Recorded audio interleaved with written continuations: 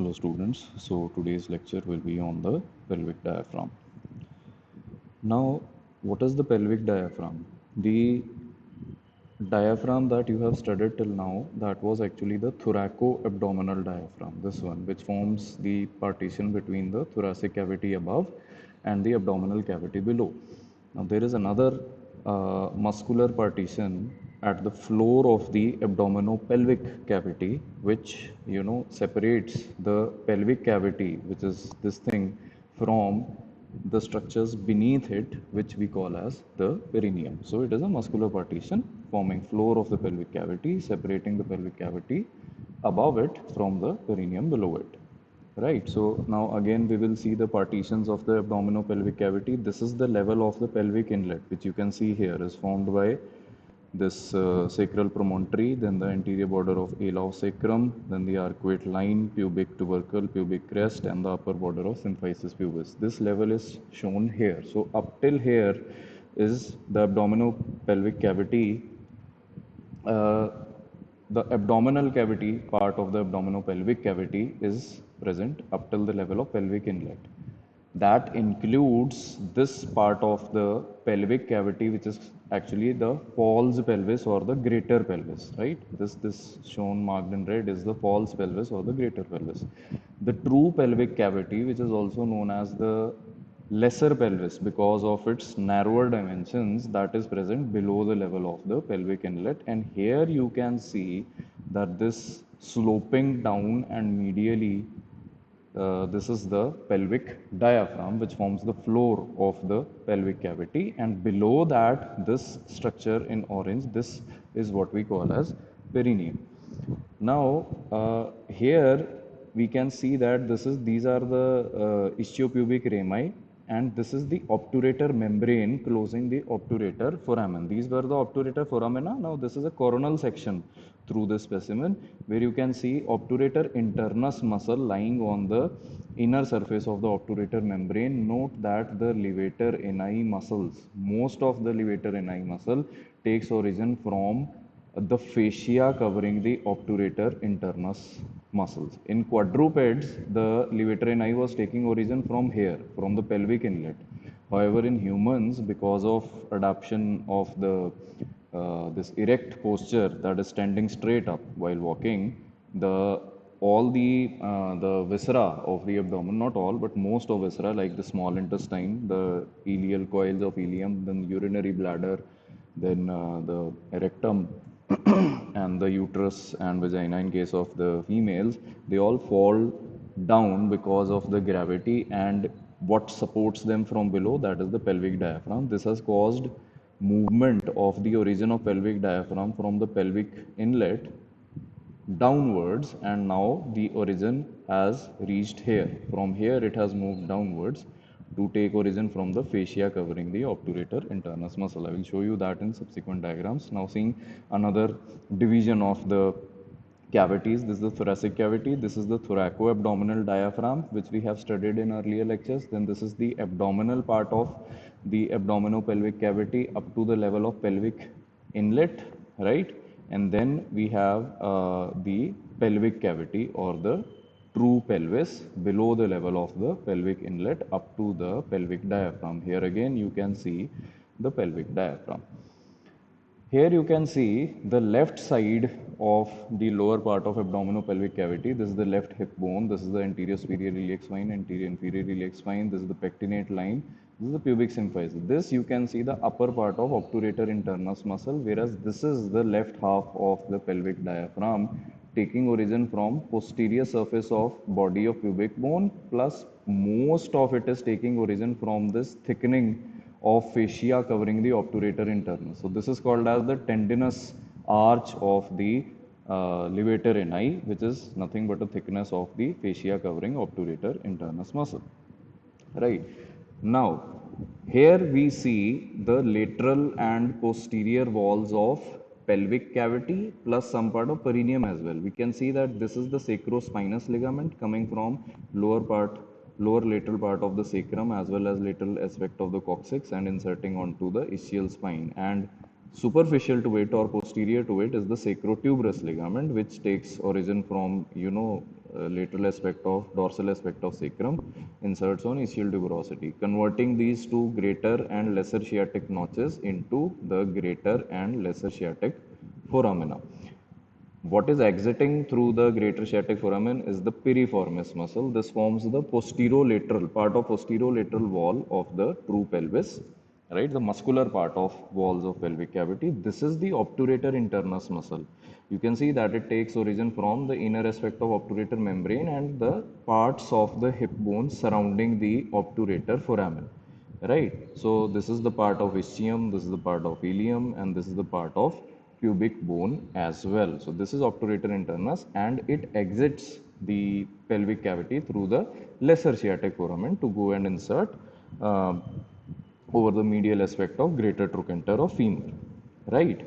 Now in the next slide we will see how the levator ani takes origin from the fascia covering obturator. Yes, this is the fascia covering obturator internus muscle. Again, going to previous slide and removing levator ani, you can see this was obturator internus. Now, this is the fascia covering obturator internus, and this is the thickening of that fascia. This is also called as tendinous arch of levator ani. So, this is the right half of the levator ani, taking origin from posterior aspect of body of pubic bone, but it is most of it is taking origin from this thickening of fascia covering obturator internus, and the posterior most part that takes origin from the pelvic surface of ischial spine. You can see very clearly this was the ischial spine, so the posterior most part of levator ani. This much part is called as levator ani, and that consists of two parts. The pubococcygeus, that takes origin from the pubic bone, and iliococcygeus, which in quadrupeds was taking origin from the ilium. However, in humans, its origin has shifted downwards because of effect of gravity and the pelvic viscera, pushing down this thing. Just let me switch on the power. My battery is running down. Okay, so yeah, so the origin has shifted downwards.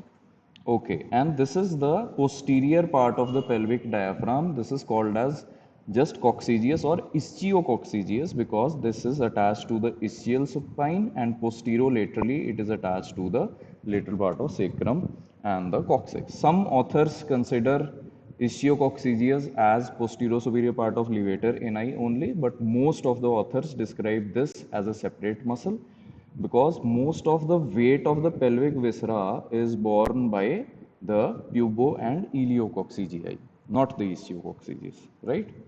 Now, yes, now this we are looking at the floor of the true pelvis from above, right? So here we can see this is the upper part of obturator internus muscle and covered by the obturator internus fascia. This is the tendinous arch of levator ani, from which the posterior part of pubococcygeus, then the entire iliococcygeus is taking origin, and then to the ischial spine, the ischio-coccygeus is attached. Whereas this is the piriformis muscle, which is exiting the pelvic cavity through the greater sciatic foramen. Now, look at these gaps.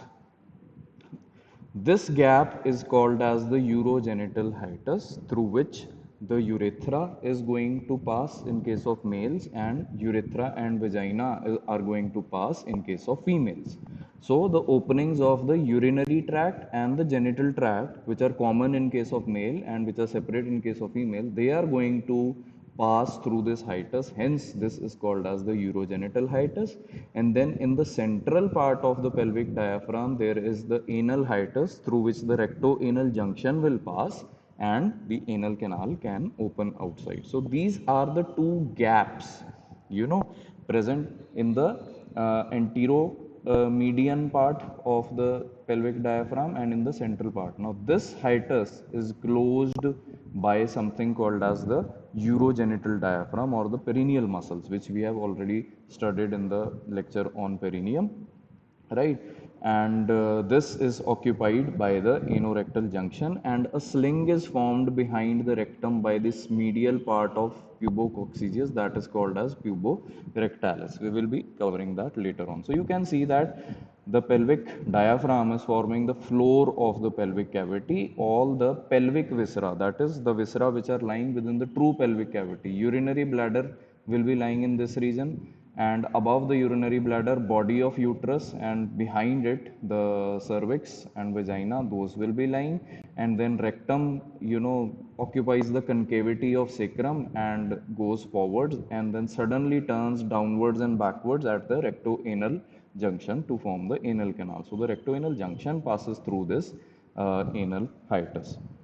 Right. So this is now the two the urogenital hiatus we can see here. What occupies is this is the superior view of the floor of the pelvic floor in case of a female, where you can see this is the urethra and this is the vagina, which are passing through the urogenital hiatus, and this is the rectum. Just below it there will be rectoanal junction, and that will be passing through the anal hiatus, right? And the rest of the urogenital hiatus you can see is closed by the urogenital diaphragm. The superior surface of urogenital diaphragm, as you have been told in the lecture in perineum, is covered by the endopelvic fascia, or that is also called as superior fascia of the urogenital diaphragm, or the superior fascia of the deep perineal pouch, right?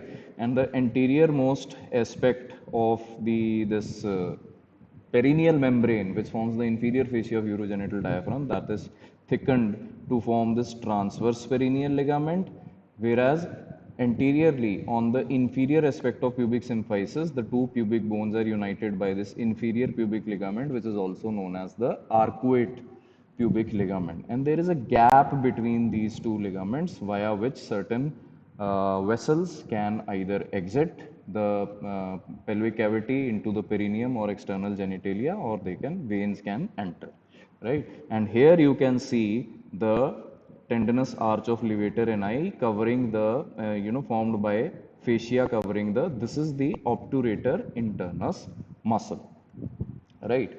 Then we will be studying what are the various parts of this levator ani. So we have already covered that pelvic diaphragm consists of two muscles, levator ani and coccygeus. Levator ani we know consists of two parts, pubococcygeus and iliococcygeus, right? This part is the pubococcygeus, which is taking origin from posterior aspect of body of pubic bone as well as from the anterior aspect of the anterior part of this tendinous arch of the levator ani, right? Now we can see that the medial most part of pubococcygeus, which forms the boundary of this urogenital hiatus, in case of males it will pass immediately lateral to the prostate gland, which lies immediately beneath the urinary bladder. Urinary bladder will be lying here. From the lowest part of urinary bladder, which is called as neck of the bladder, the urethra emerges, and the urethra is going to pass through the urogenital diaphragm to enter either the bulb of penis in case of males, or to open to the exterior in the vestibule in case of females. So in both cases it passes through the urogenital diaphragm. So the medial most fibers of pubococcygeus, they might come in relation to the urethra in both males and females. So that part is called as pubourethralis. That is not mentioned here. And in case of males, the medial most fibers which come in relation to prostate gland, they are called as puboprostaticus. Whereas in females, if this was a female pelvis, the vagina would be present here. The fibers of pubococcygeus which pass aside the vagina, they are called as pubovaginalis. And both the puboprostaticus or pubovaginalis, their fibers go posteriorly and insert into something called as the perineal body, which you have studied in perineum, that lies immediately in front of the rectoanal junction and immediately behind the prostate in case of males, or behind the vagina in case of females. So that part is called as puboperinealis, right? Some fibers might insert into the external anal sphincter also, and these fibers they form a sling behind the rectum. That part is called as the puborectalis, right? So pubococcygeus is divided into all these parts, and this remaining part is called as pubococcygeus proper. right? And then we can see this is the iliococcygeus. Iliococcygeus takes origin from posterior part of tendinous arch of levator and from the ischial spine, and the fibers go backwards and medially. Most of the fibers they decussate with the similar fibers from the opposite side, whereas posterior most fibers they will insert into the coccyx, which is not visible here. The sacrococcygeal junction is covered by this anterior sacrococcygeal ligament. And the second muscle of the pelvic diaphragm is the coccygeus muscle. You see this triangular muscle. The apex of this triangle is attached to the pelvic surface and the tip of the ischial spine, whereas the base is attached to the lateral aspect of the coccyx and the sacrum, right? And then the posterolateral part of pelvic walls is formed by the piriformis muscle. This is not considered as part of pelvic diaphragm. This is not forming the floor, but this is forming the posterolateral wall of the pelvic cavity. This is the piriformis, which you already know takes origin from the middle three segments of sacrum, goes laterally, passes through the greater sciatic foramen, and inserts onto the apex of the greater trochanter of femur. Right. So, moving to the next slide. Now, this is just a written description. We will first move to the 3D model part. Let me just switch my view to this thing. Okay. Now, here, first of all, we are seeing the bony pelvis just with the ligaments attached. We can see that this is the pelvic inlet. Then posteriorly, we can see that this is the sacrotuberous ligament in green, and then in light blue, this is the sacrospinous ligament, converting the greater and the lesser sciatic notches into corresponding foramina. Right. Then I will add just the which muscle? Piriformis and obturator internus, right? Now these are forming the lateral wall of the pelvic cavity. You can see that piriformis, where is it taking origin from? The middle three, lateral part of middle three segments of the sacrum.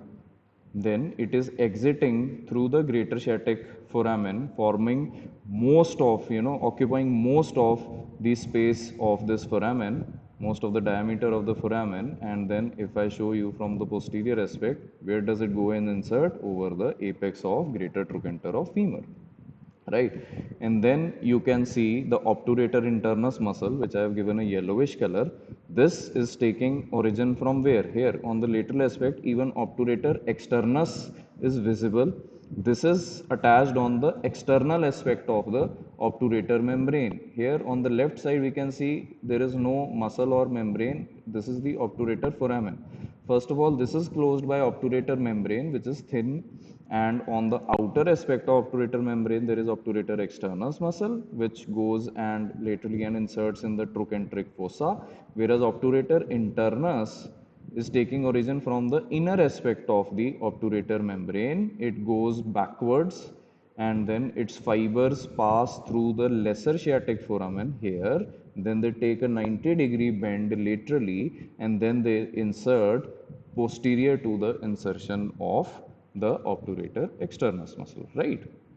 Now I will add the muscles of the pelvic diaphragm. Here we see we cannot see the floor of the pelvic cavity. We are just seeing the pelvic outlet, which was this diamond shaped outlet, as we have already told you, formed by the arcuate ligament here at the inferior border of pubic symphysis, ischiopubic rami, then the ischial tuberosities, and then the sacrotuberous ligaments and the tip of the coccyx. Now that will be closed chiefly by the pelvic diaphragm, and in the midline by the urogenital diaphragm. I will just add those structures. Okay, here. Right, now I have added the muscles of the pelvic diaphragm. Now you can see that on the right side, the lateral walls of the pelvic cavity are also formed, and the floor has also been formed. On the left side, I have not added obturator internus and piriformis. Now have a look at the obturator internus now has been divided into two parts. This part is called as the pelvic part of the obturator internus, which is forming part of lateral wall of pelvic cavity. However, if I show you from behind and below, Now these are the muscles of pelvic diaphragm.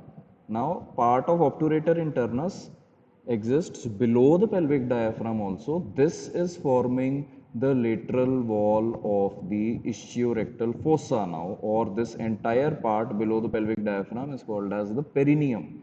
So this is called as the perineal part of obturator internus, whereas with the one visible above, this is called as the pelvic part. And this is nothing but the tendinous arch of the levator ani, which is actually formed by thickening of the fascia covering obturator internus muscle, right? Here you can see the urogenital hiatus, through which in males only the urethra will pass, and in case of females the urethra as well as the vagina will pass.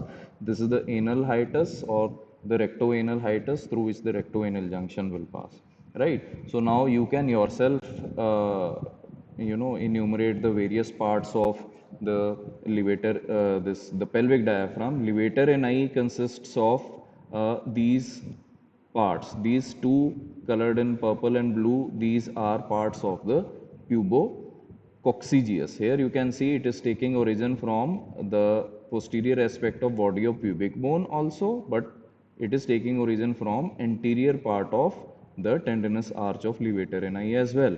This part which immediately surrounds the urogenital hiatus, some part which will pass in relation to lateral aspect of urethra, they will be called as pubourethralis. The ones in relation to prostate gland in males will be called as puboprostaticus. That is also called as levator prostati, because its contraction will pull the prostate forward but upward also. And then in case of females, it will be called as pubovaginalis. And in both males and females, puboprostaticus and or pubovaginalis, the fibers pass backwards and insert into the fibromuscular structure present here between the vagina and rectoanal junction in females, or between the prostate and the rectoanal junction in males, that is the perineal body. So those fibers are also called as puboperinealis. Then this part which forms a sling behind the rectum, that is called as puborectalis. And then this is the rest of the part of the pubococcygeus, which will form this raphe in the midline and will insert into lower lateral part of coccygeum coccyx as well. This is the second part of the levator ani, that is the iliococcygeus. Iliococcygeus takes origin, you can see here, from the posterior part of the tendinous arch of levator ani, as well as from pelvic surface of the ischial spine. This was the ischial spine. If we look from behind, this is the ischial spine on which the sacrospinous ligament is attached.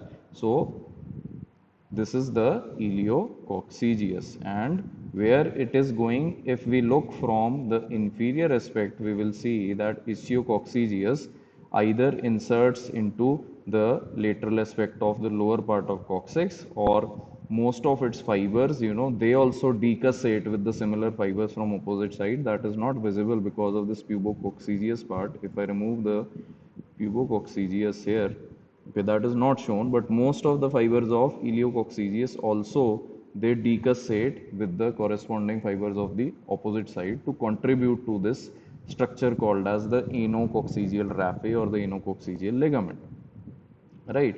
Puborectalis also is, contributes to this anococcygeal ligament, then replacing the deleted fibers of iliococcygeus, pubococcygeus. And finally, we see in purple this triangular part, that is the ischio or that is simply called as coccygeus, right? So the apex is attached to the tip of the ischial spine, and the base is attached to the lateral aspect of sacrum as well as coccyx. Now, if we see immediately on the posterior aspect of the ischio is the sacrospinous ligament. This was ischio. Behind it is the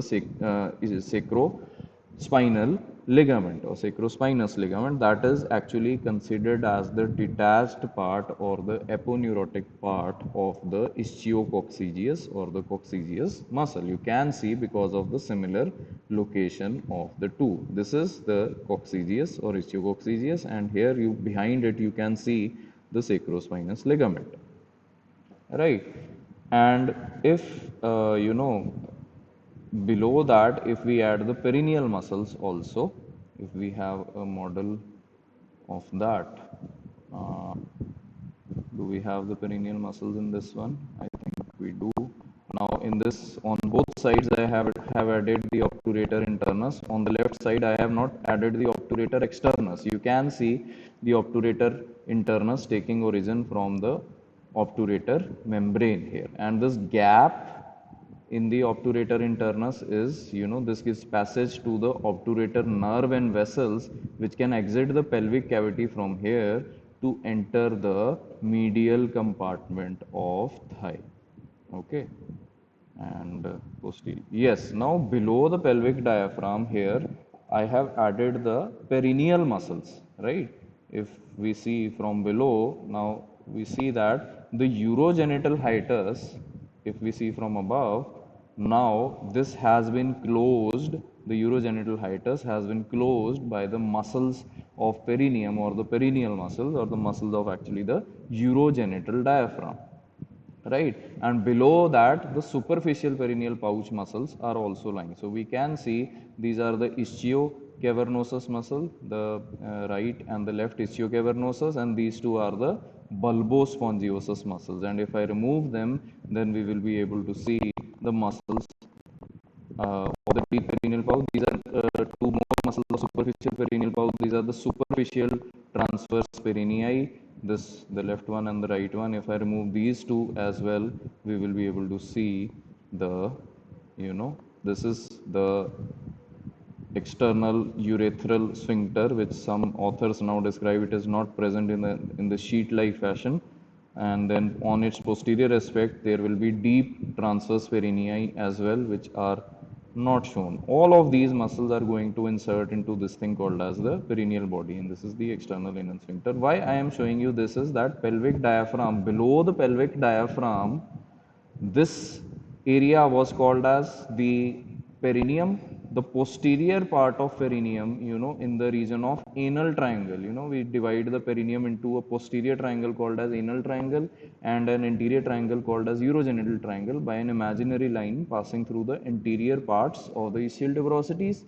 So in the region of anal triangle, the area below the pelvic diaphragm contains the main body of the ischiorectal fossa, whereas in the region of urogenital triangle, you can see that this space is continuing anteriorly.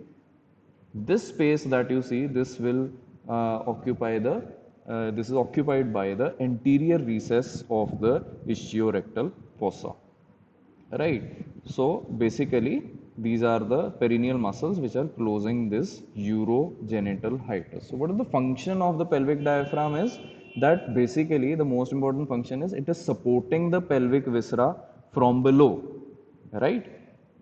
As well as the urogenital diaphragm also in the region of the urogenital hiatus. This is also closing the pelvic cavity from below and providing support to the pelvic viscera. So any tear of the pelvic diaphragm or tear of the urogenital diaphragm, especially in the region of perineal body, that will lead to decreased support to the pelvic viscera from below, and any condition causing increase in intra-abdominal pressure will tend to push the pelvic viscera through this urogenital hiatus or through this anal hiatus inferiorly out into the perineum. We will see that later on. Now switching back to our PPT, I will just go through the, for your sake, I will just, this is what we have discussed already. So levator ani is a broad muscular sheet of variable thickness, forms a large part of pelvic diaphragm. A smaller posterior part we have already studied is found by ischiococcygeus. So levator ani is subdivided into named portions according to their attachment. We have already done according to their attachments as well as according to the pelvic viscera to which they are related. The various parts we have studied like pubourethralis, prostaticus, vaginalis, perinealis, puboanalis, puborectalis, right? So these parts are often referred to as separate muscles, but you should be very clear that the boundaries between these parts are not easily distinguished. They appear to be a single muscular floor of the pelvic cavity. These parts are just for descriptive purposes. Pubococcygeus, the origin is from posterior aspect of body of pubic bone and anterior part of tendinous arch of obturator and ternus fascia. We already done that. Medial most fibers, they pass backwards almost horizontally. Most medial fibers, they run directly lateral to urethra and its sphincter as it passes through the pelvic floor. That part is called as pubourethralis. Puboperinealis is actually the posterior part, not this one. This is pubourethralis.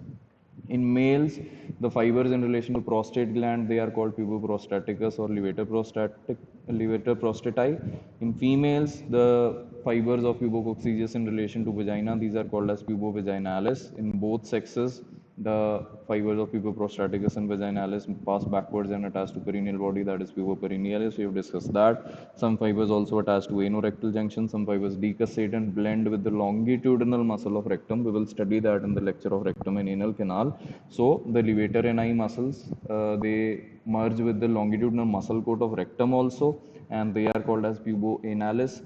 The intermediate fibers, the fibers lateral to these, they pass backwards and medially across the side of prostate or vagina or anorectal junction, and they become continuous with similar fibers of opposite side behind the rectoanal junction.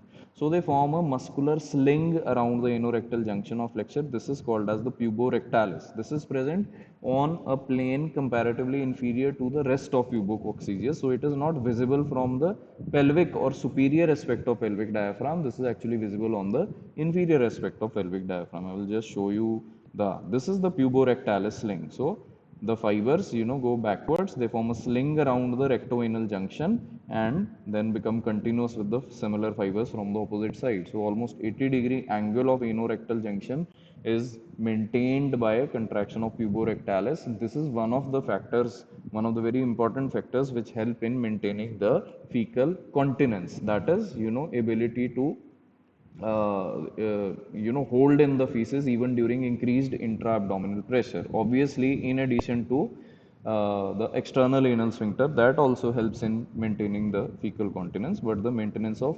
anorectal flexure or the anorectal angulation, that is helped by, maintained by the puborectalis, right?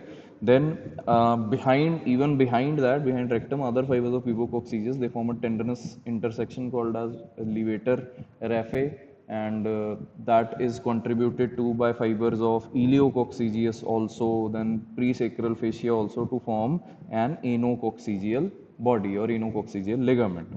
So elements of pubococcygeus, all these elements like pubourethralis, prostaticus, vaginalis, puboanalis, they can be collectively called as pubovisceralis. Posterior most fibers of pubococcygeus, because we are calling it as pubococcygeus, some part of it inserts into the coccyx as well, specifically into the last two coccygeal segments.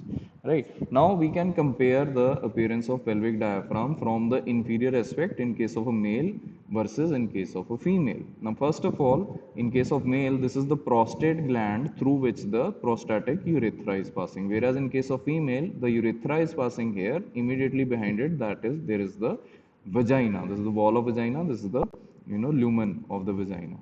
Then immediately behind the vagina in case of females, or prostate in case of males, and immediately in front of rectoanal junction, this area is called as the perineal body. Very important for providing support to the pelvic viscera from below, right?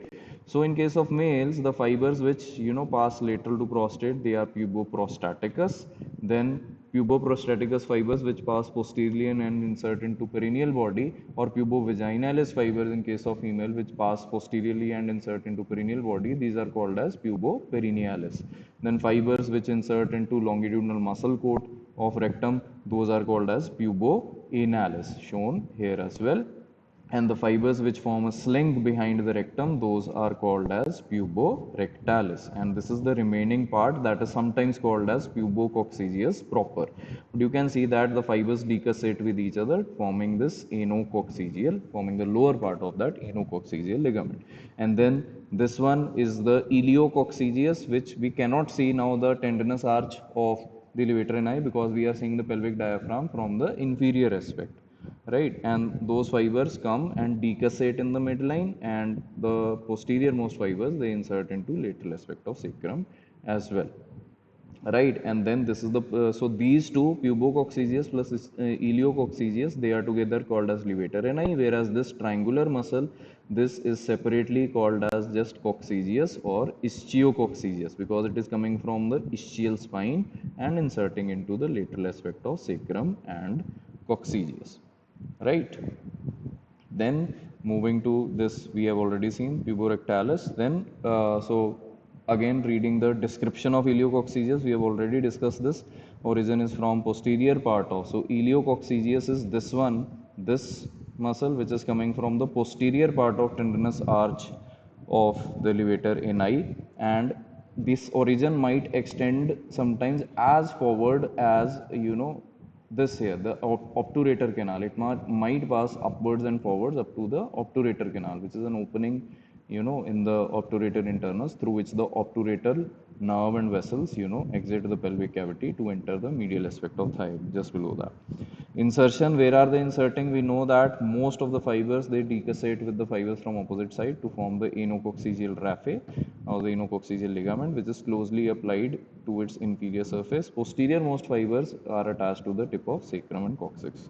Anococcygeal raphe also is forming a strong attachment for levator ani posteriorly, and if suppose if there is malignancy of rectum or anal canal, and the surgeon has to remove the lower part of rectum or the entire rectum as well as the anal canal, then part of rectum will be removed by approaching the rectum from the abdominal cavity by opening the anterior or the anterolateral abdominal wall, whereas this anal canal, that will be removed by approaching it through the perineum, by approaching it from the inferior direction. So to mobilize the rectum and anal canal and to easily access both of them, we will have to divide this anococcygeal ligament as well. In case of excisions of the malignancies of rectoanal region, and the that excision is also called as abdominoperineal because we are removing part of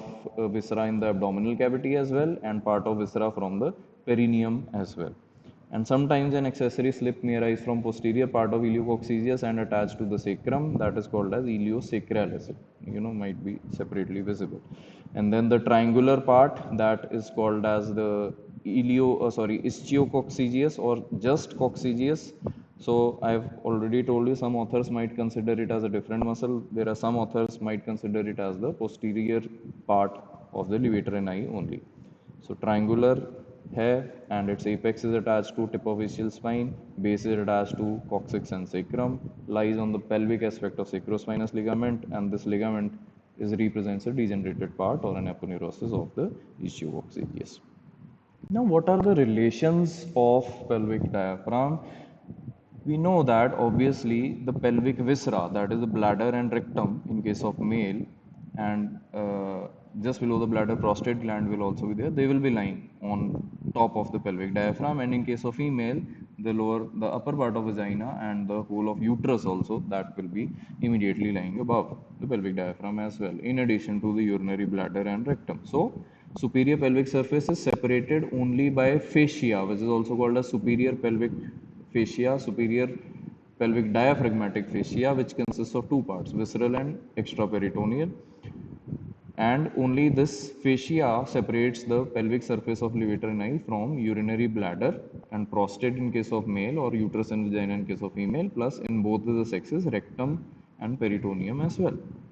So pelvic diaphragm does not contact the peritoneum, but it is, in contact with this fascia and these viscera. So its inferior surface or the perineal surface, that forms the medial wall of the ischio-anal fossa, and the superior wall of anterior recess of the fossa, both being covered by inferior pelvic diaphragmatic fascia. I will show you that again by shifting to the 3D model. We will just revise this fact. If we look at it from the posterior aspect, now the inferior surface of pelvic diaphragm, you can see, if we look, I will just make a coronal section through this thing and then it will be clearer. Right, okay, and then we will move the plane of this section backwards. Right, so this is in the region of anogenital region. In the anogenital region, the area below pelvic diaphragm, this is the anterior recess of the ischiorectal fossa. So its superomedial wall is formed by the pelvic diaphragm, or roof of this thing is formed by pelvic diaphragm. Lateral wall is formed by obturator internus and this part of ischiopubic ramus, and the floor is formed by the urogenital diaphragm. We are talking about the anterior recess. And if we go further posteriorly behind the urogenital triangle, now in the anal triangle, we will see that the floor is gone. Now this is the body of the ischiorectal fossa. The spheromedial wall, the sloping wall, is formed by the levator ani, lateral wall is formed by obturator internus and this ischiopubic ramus, and posteriorly it is limited by these sacrotuberous ligaments and the lowest fibers of gluteus maximus as well. If I move this plane of section back again anteriorly, right, and here we can see the ischiorectal fossa. The posterior limit is formed by these sacrotuberous ligaments, plus in addition, if I can just add the muscles here, right, and remove, yeah, right. So this is the area of ischiorectal fossa. You can see that it is limited posteriorly by the sacrotuberous ligament plus the lowest fibers of gluteus maximus muscle as well, right? And here we can look through the ischiorectal fossa, through the anterior recess, we can see the posterior aspect of body of pubic bone. That is the anterior extremity of the anterior recess of the ischiorectal fossa, right? So coming back to our PPT, right? So the medial borders of the two levator muscles, they border the levator hiatus, which through which the are passing the urethra in case of males and urethra and vagina in case of females. So it is also called as urogenital hiatus, especially in case of females. Okay, and that lies anterior to the perineal body, and behind the perineal body there is the anal canal passes through that is called as the anal hiatus. What is the blood supply of the pelvic diaphragm? It is supplied blood by various branches of internal iliac artery. Which are those branches? The inferior gluteal, the inferior vesical, and the internal pudendal arteries. There will be a lecture on the internal iliac artery as well. We will study its branches in detail in that lecture. And what nerves supply the pelvic diaphragm? The nerve supply is coming chiefly from the third and fourth sacral spinal segments. The second spinal segment also gives contribution, but lesser contribution. Then these nerves, they enter the pelvis just above the pelvic diaphragm. They sometimes pierce the ischiococcygeus to pass along the ventral surface, that is the inferior surface of the ischiococcygeus and pubococcygeus, supplying these muscles and sending fibers to puborectalis as well. Pudendal nerve sometimes may also supply pubococcygeus from its lateral, which is again, lateral is same as the inferior surface, through its inferior rectal and the perineal branches. We can have a look at the 3D model again, and if I can add the nerves here, if we have a already made model, yes, this one, right? So here you can see that through the foramina of sacrum, this is the ventral ramus of S1 spinal nerve coming out, this is S2, this is S3, and this will be S4. Now the pelvic diaphragm has not been added here. Let me open a model which has the pelvic diaphragm as well along with these nerves. Maybe this one.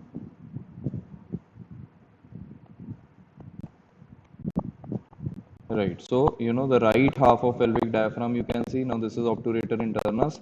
This is the iliococcygeus, this one is the pubococcygeus and puborectalis, remaining part of pubococcygeus. Puborectalis is actually the medial one. And then, right, so this is S1, this is S2, S3 and S4. So S3 and S4, these fibers will come anteriorly, they will pierce the ischiococcygeus, and from the ventral surface, they will supply both the ilio and the pubococcygeus. And then if we need to see uh, the pudendal now again, if I can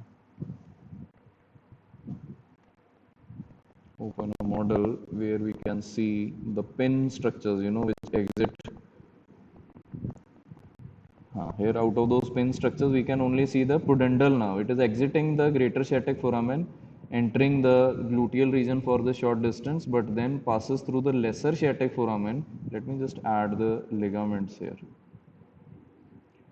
So sacrotuberous and sacrospinous. So pudendal nerve is coming out of pelvic cavity through the lower part of greater sciatic foramen, staying in gluteal region for just this much distance, and then entering the perineum by through the lesser sciatic foramen, and then here it travels in the Alcock's canal or the pudendal canal. Here it is going to give perineal branches, inferior rectal branches.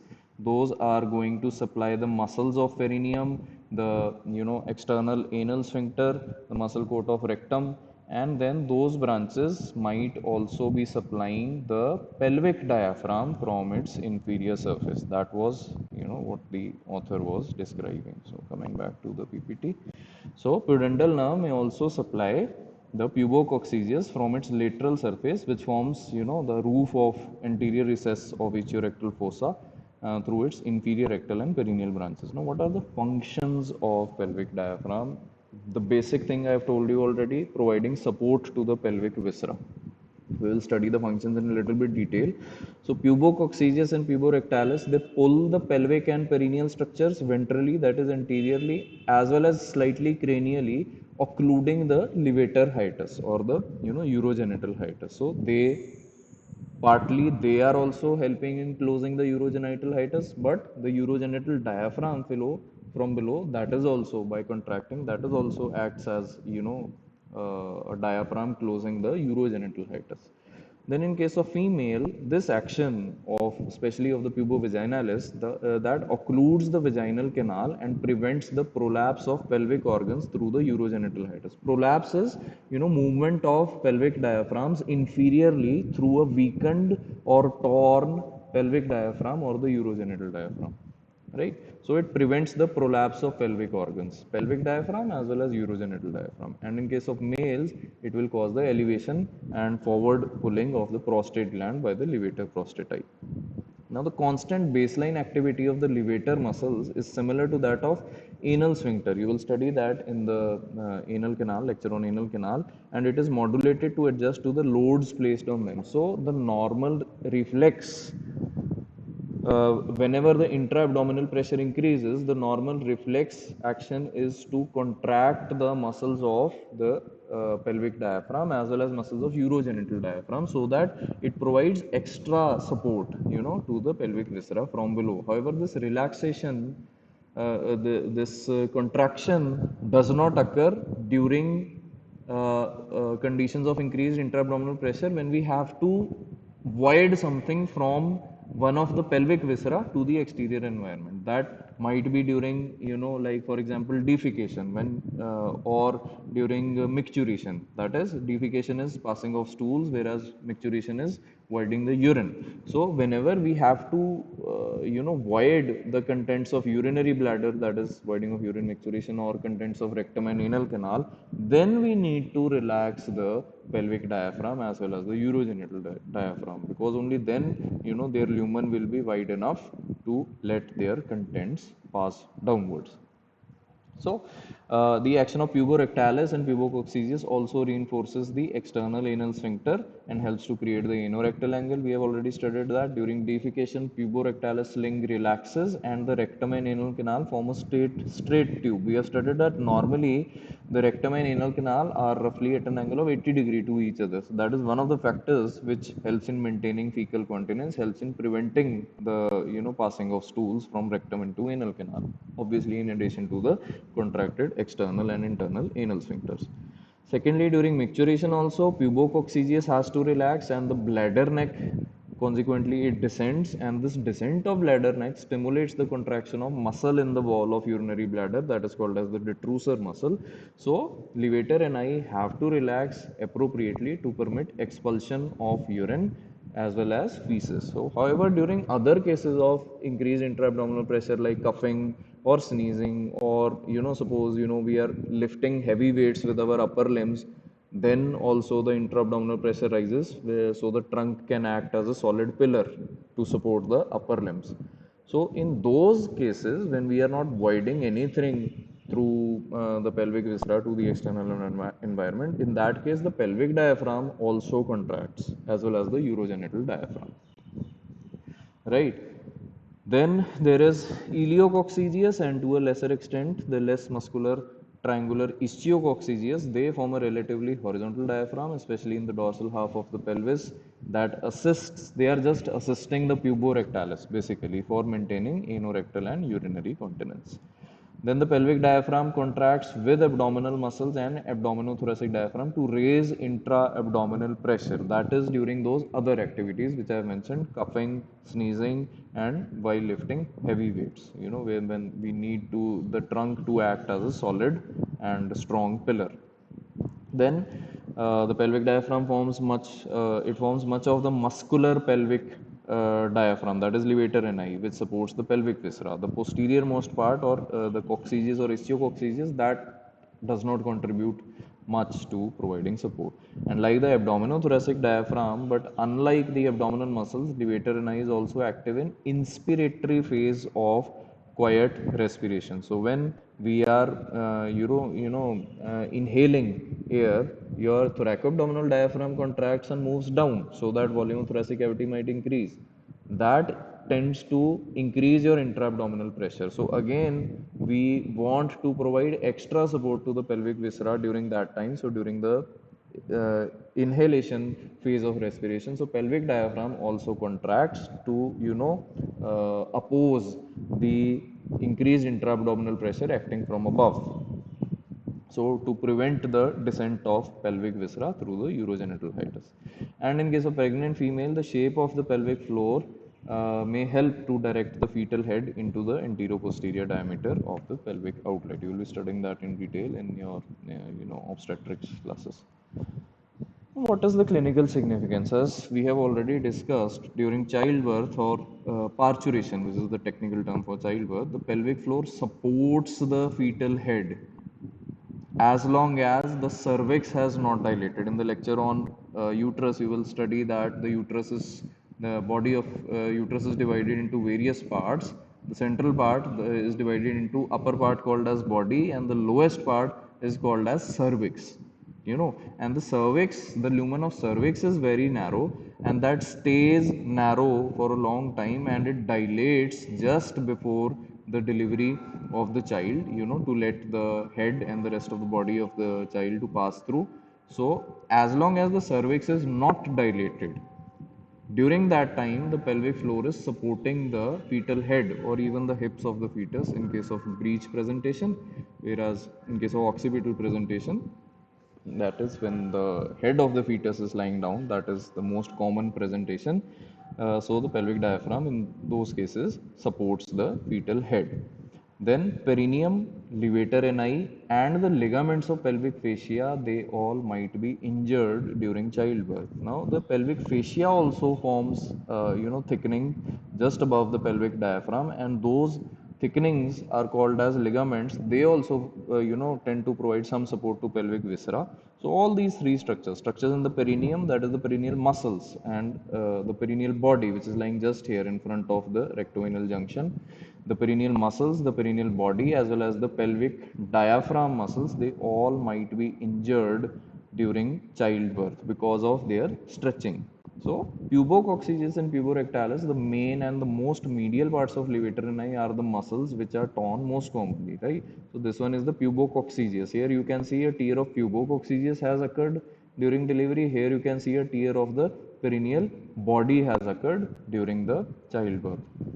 So most commonly injured muscles of pelvic diaphragm are the pubococcygeus and puborectalis, and they are important because they encircle and support the urethra, also the vagina also, and this anal canal as well. Puborectalis passes behind the rectum as well. So weakening of levator and eye and pelvic floor from stretching of or tearing during childbirth, it may decrease the support for the vagina, the urinary bladder, the uterus, or the rectum. So that might lead to alteration in the position of the neck of the bladder and urethra. What does that lead to? These changes may cause urinary stress incontinence. What is that?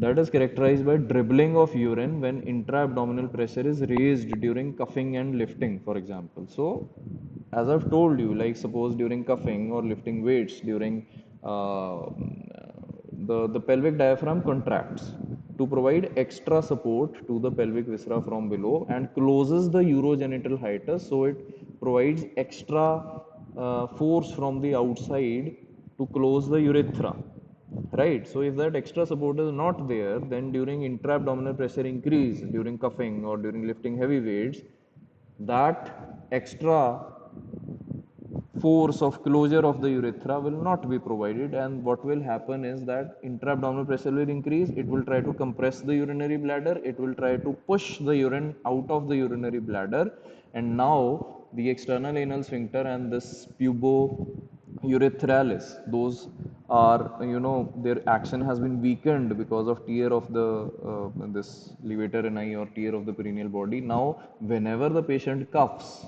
then there is dribbling of urine to the exterior. That is called as stress incontinence. Why stress incontinence? Whenever the bladder is stressed by increases in intra-abdominal pressure. Right.